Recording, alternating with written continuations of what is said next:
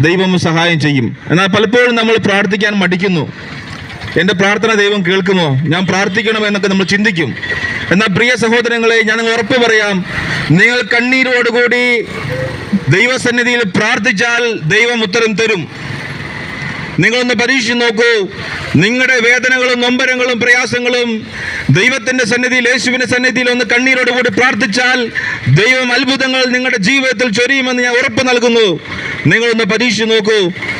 നിങ്ങളുടെ കടബാധ്യതയായിക്കൊള്ളട്ടെ, കുടുംബത്തിലെ പ്രശ്നങ്ങളായിക്കൊള്ളട്ടെ, ഏത് വലിയ പ്രശ്നങ്ങളായിക്കൊള്ളട്ടെ, യേശുവിനോടൊന്ന് പ്രാർത്ഥിച്ചു നോക്കൂ. കണ്ണീരോടുകൂടി മുട്ടുകുത്തി ഒന്ന് നിങ്ങൾ രഹസ്യത്തിൽ ദൈവസന്നിധിയിൽ ഒന്ന് പ്രാർത്ഥിക്കൂ. ദൈവം നിങ്ങളുടെ പ്രാർത്ഥനയ്ക്ക് മറുപടി തരും.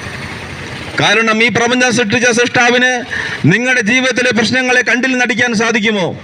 നിങ്ങളുടെ ജീവിതത്തിലെ ഏത് പ്രശ്നങ്ങൾക്ക് ഉത്തരം ദൈവം തരും, യേശു തരും. യേശുവിനോടൊന്ന് പ്രാർത്ഥിക്കുവിൻ.